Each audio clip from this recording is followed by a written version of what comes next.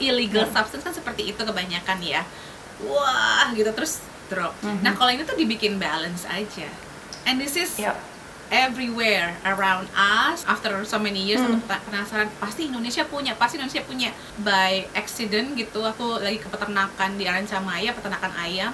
Terus si bapak ini tuh ngelempar rumput gitu, ngambil rumput terus kasih makan ayamnya. Aku penasaran, what is that pak gitu. Oh ini pegagan, langsung ke Google kan pegagan itu apa, bahasa internasionalnya atau bahasa Latinnya apa. Gotu kola. It's actually gotu kola. And I was thinking like, no way.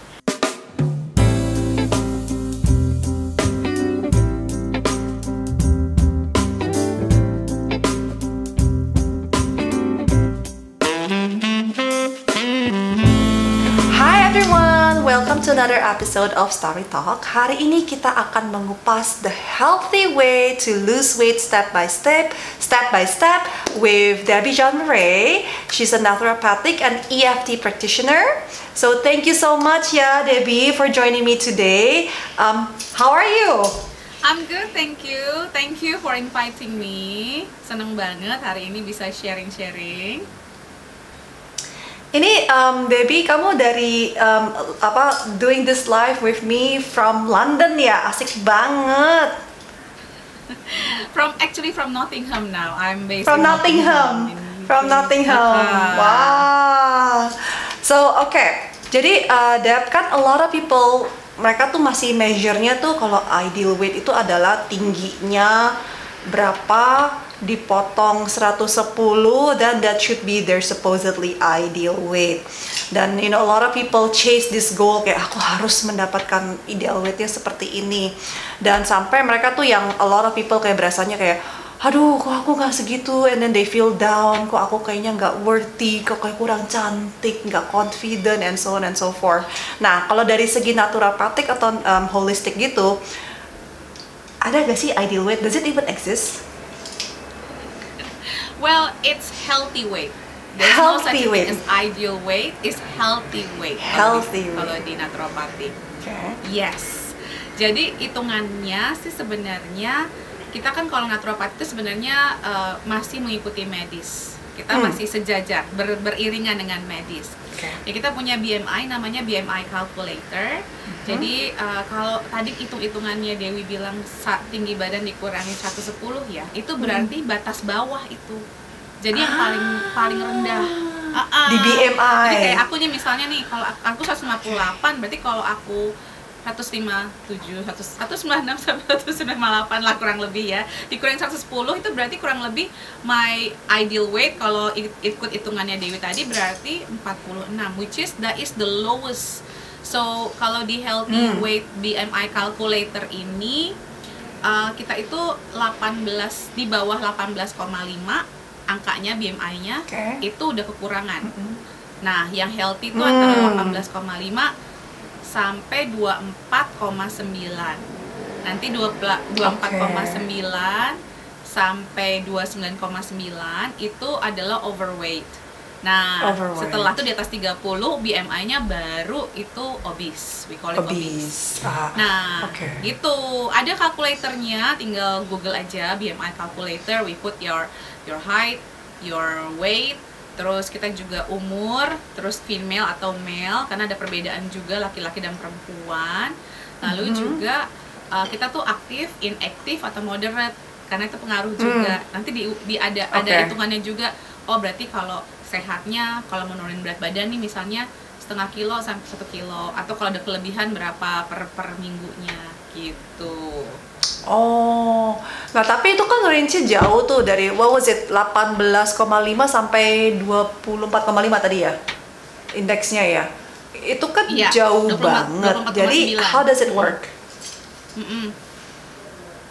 How does it work? Ya karena gini, karena setiap orang itu kan berbeda-beda bentuk tubuhnya, berbeda-beda kebutuhannya. Jadi nggak semua harus diratain ke bawah banget. Dikasih range seperti itu karena pertimbangan bentuk tubuh manusia, terus juga pertimbangan memang kalau kayak atlet ada beberapa yang memang harus tinggi kalori tapi harus tetap dijaga di healthy BMI-nya ini yang penting gitu. Jadi bukan fokus kita sih bukan di berat badan. kalau dari sisi naturopati. Fokus kita adalah di BMI-nya, di indeksnya gitu. Oke. Nah, jadi buat for those people yang lagi struggling nih with their weight, atau mungkin how their weight impacts their life atau quality of life, ada gak tips-tips dari segi naturopatif yang bisa dikasih for people out there yang lagi struggling with this? Ya, yang pertama adalah get rid of the understanding harus dikurangin 110 gitu ya. Jadi kan stres duluan tuh kalau segitu. Jauh banget ngejarnya gitu. Udah stres duluan ya. Gak sehat karena kalau kekurangan berat badan juga nggak sehat, karena in my practice aku sempat ada kasus beberapa orang yang sangat kurus. Itu berarti penyerapan lemaknya nggak sempurna. Nah, itu bisa mempengaruhi ke hormonsnya dan lain-lain. Nah, kalau udah hormons, kita ngomongin hormons, aduh, itu lebih juggling lagi untuk memperbaiki semuanya ya gitu. Jadi saran aku yang pertama, get rid of the stigma atau belief system yang menjudging diri kita sendiri.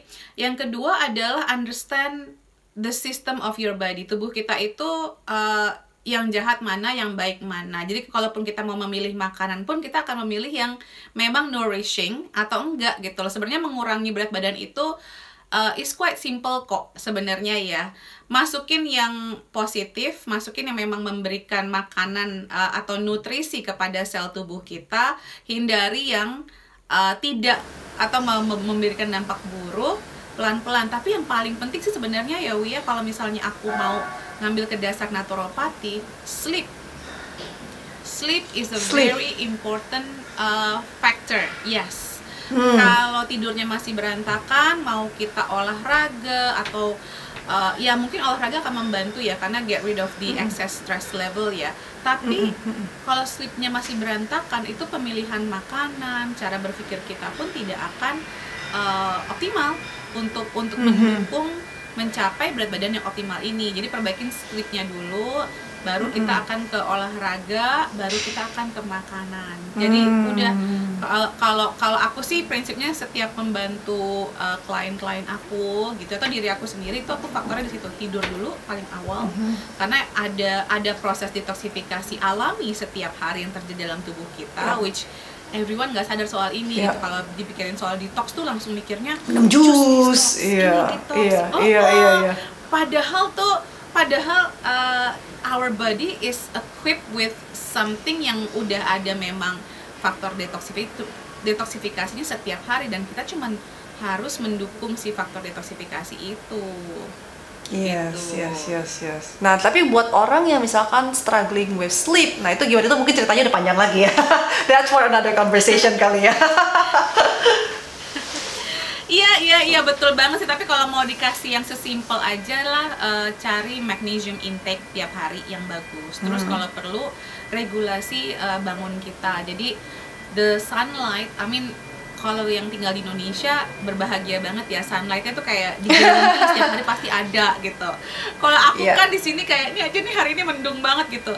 But idealnya kalau kita mau mengaktifkan melatonin sama kortisol hormon kita produksinya, itu pas bangun pagi usahakan langsung keluar kena matahari.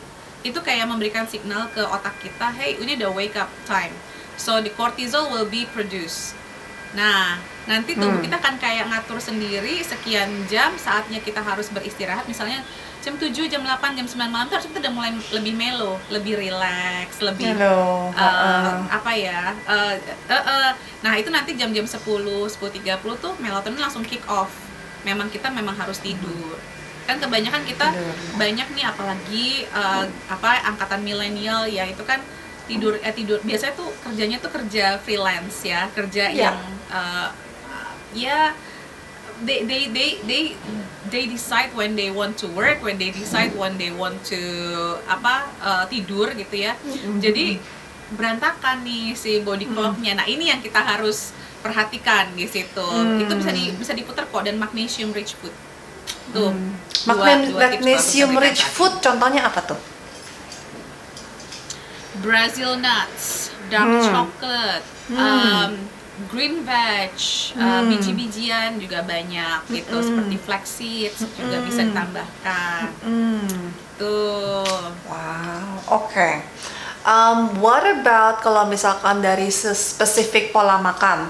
Is there any specific cara pola makan yang bisa that you can share buat orang-orang yang mungkin excuse me, yang lagi struggling dengan berat badan?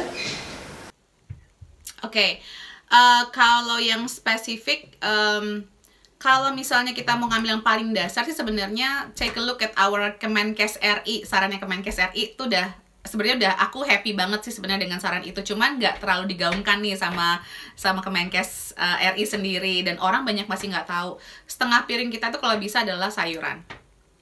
That's to make sure intake yang lain-lainnya cukup nggak berlebihan. Jadi kalau selama ini kan orang Indonesia setengah piringnya adalah nasi atau karbohidrat, ya kan? Karbohidrat simple lagi kan? Yes, jadi bukan kita anti karbohidrat simple, tetapi adalah ininya porsinya. Jadi sebenarnya tuh yang benar adalah sesuai dengan Harvard University, sesuai dengan Stanford, sesuai dengan banyak negara adidaya juga ya sarannya. Setengah piring adalah sayuran, sedikit buah, 2/6 piring itu adalah karbohidrat kompleks, dan 1/6-nya adalah protein yang baik dan lemak yang sehat. Nah, kalau mau further, ada lagi aku ngambil dari, ini sebenarnya yang menciptakan Dr. Mark Hyman. He's actually dokter, tetapi dia beralih ke functional medicine, which is father of functional medicine, naturopathic medicine. Iya. Jadi dia bikin vegan diet namanya. Vegan diet is actually healthy. Kenapa aku concern? Not just karena aku ngeliat ya Wi, ya banyak banget ada klien aku atau temen deket yang juice detox berapa lama tanpa di bawah pengawasan praktisi kesehatan atau atau diet-diet lainnya. What I'm concerning nih, karena kebanyakan adalah perempuan yang mengalami struggling, walaupun laki-laki juga banyak ya sekarang ya. Tapi perempuan, nah perempuan itu juga harus memikirkan soal healthy fats mereka, karena kalau hormonnya bisa berantakan, nanti kolesterolnya berantakan, nanti menuju menopause-nya juga berantakan juga gitu. Jadi kalau aku ngelihat vegan diet is the diet that I will recommend buat semuanya, karena masih seimbang. Karena kalau ketogenic diet memang sudah banyak terbukti menurunkan berat badan. But banyak yang salah menyarankannya karena sayurannya hampir nggak ada. Terus lemaknya bukan lemak sehat. Jadi nanti malah makanya ada bacon atau apa gitu. Ketidakseimbangan bacon, gulai otak, rendang, ya kan? Yes. Nah, vegan diet itu gabungan antara paleo, sedikit ketogenic, tapi masih plenty of natural plant-based dietnya, which has a lot of nutrients in it gitu. Jadi sayurannya juga banyak, biji-bijian, kacang-kacangan, legumsnya juga masih banyak gitu, and healthy protein. Protein tuh nggak perlu terlalu banyak sebenarnya, but the abundance of colorful vegetables itu yang penting sebenarnya gitu di situ. Kalau nih aku jamin deh, I can guarantee you kalau kita bisa mengarah ke sana, your body will be ideal, karena everyone's ideal body itu beda-beda gitu sebenarnya. Interesting. Nah, terus ini menyimpang sedikit sih di luar dari makanan ya. Do you have any self-healing method? Tadi kan kamu juga bilang kan that you're an EFT practitioner itu kan. Maybe that could be one of the self-healing method. Tapi can you share any kind of self-healing method that you have? Mungkin for people who are struggling with daily issues deh, kayak misalkan sakit kepala lah, apalah yang kayak gitu misalkan. Ya, I can share many actually. Many. Maksudnya, this is one of the things that I can do to help during this, situation, uncertain situation itu. First of all sih, ya EFT. Why I took EFT juga karena setelah bertahun-tahun praktek tuh aku ngeliat, okay, food is crucial, weight is crucial, healthy weight is crucial gitu ya. Tapi ternyata ada elemen yang sangat-sangat mempengaruhi immune system, mempengaruhi motorin berat badan lah, mau ngapain ya, pokoknya semua yang lebih jalan ke lebih baik itu ada sebenarnya yang faktor yang lebih besar mempengaruhi banyak orang, yaitu emosi mereka gitu. Jadi when I know there is an emotional freedom technique, dan waktu aku baru mau ambil sertifikasi ini, I learned that this is udah diterima sama dunia medis di UK. Jadi sudah sebuah terapi yang sudah di-refer ya dari medis. It works, it's remarkably works. Nah, itu mungkin salah satu yang bisa aku share. EFT is amazing. You can do it by yourself. Ini self hypnosis therapy. Aku sekarang di semua webinar aku kasih yang basicnya. Jadi every webinar that I made, I gave the how to do it. Ini bisa dilakukan kapan aja, di mana aja. Dan one of the thing that I love about EFT is the message. Then when you know you're not in the safe zone, kalau kita nggak di safe zone nih, kalau emosi kita lebih dari 3 angkanya, berarti harus diturunin. Jangan kita malah dwell on it, malah kayak oh ya udahlah, malah bangga gitu ya, emang lagi stres, gue emang stres banget nih gitu. Jangan turunin. Iya kan, sekarang banyak kan orang pada ini banget karena sama stres. Aduh, gue stres banget. Kayak stres tuh satu hal yang kayak perlu dibanggakan. Kalau nggak stres nggak cool gitu. But it's malah pada orang kayak ngadu stres gak sih? Lalu stresnya baru begitu, gue begini kayak stres levelnya lebih gede gitu, kayak nggak mau kalah. Betul. Itu aneh banget loh buat aku tuh kayak seriously. Nah itu, jadi kalau sih ya, ini kita nurunin. Aku selalu bilang, look, 0 sampai 3 itu aman. Maksudnya kita nggak bisa lari dari stres. We cannot run away from stress. Stress dan stres itu ada yang baik, ada yang buruk kan. Yang berkepanjangan yang buruk. Gitu. Jadi itu yang pertama, EFT ya, is very good tool. Tapi kalau kita mengambil yang simple dulu nih, what can I do now? Karena kita belum tahu caranya gimana EFT. Grounding. Grounding. Take off your shoes and just stick your feet or hands or body on the ground. Itu satu. Itu heal.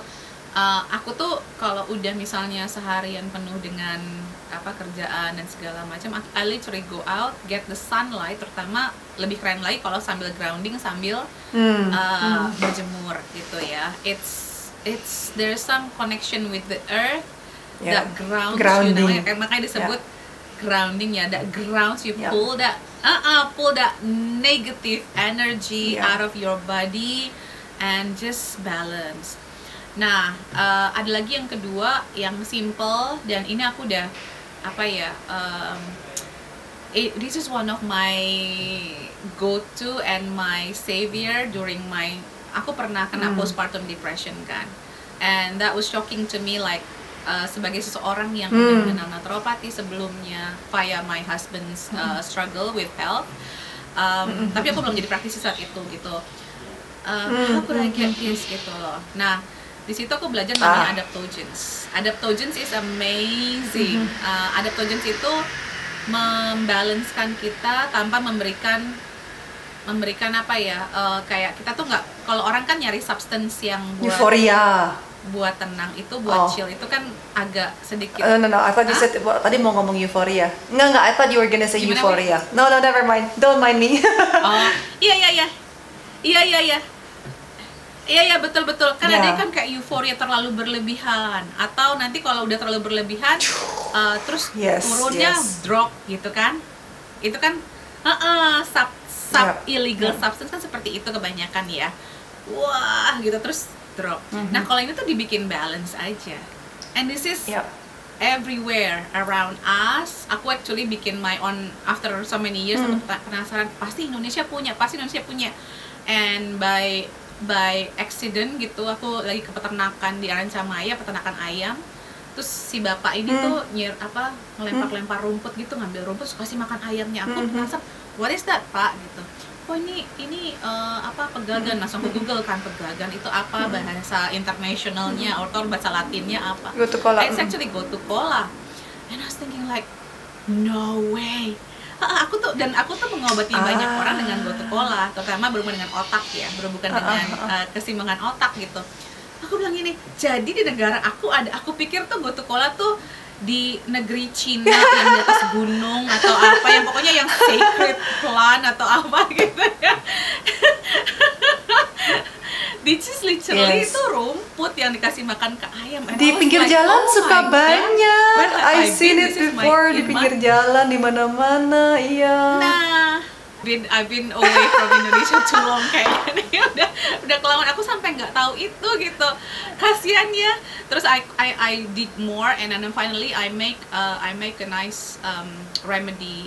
Sekarang ada di aku kolaborasi dengan Rasuna Nusantara. Udah itu mudah-mudahan bisa membantu ya, karena yang namanya adaptogens ini it's really helping me to balance gitu. Jadi kalau udah kebanyakan load itu dibalancein dulu, nanti baru kita bisa berpikir lebih baik untuk healing, untuk mencari jalan-jalan yang lain. Misalnya ya habis itu breathing exercise, you know. I'm not in my center zone nih. Kita breathing dulu.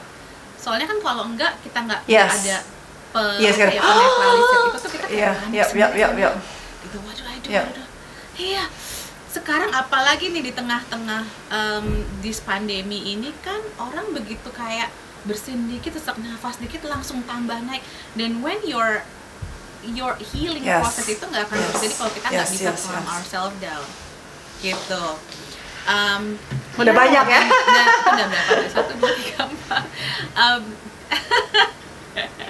Yeah, I mean, if I want to add back to sleep is a huge part of being healing. Karena malah justru kalau ada klien-klien aku yang hubungin aku, Bu, anak saya ini, saya begini, saya begitu, try to sleep, try to get some sleep, like make the sleep as a focus in your life.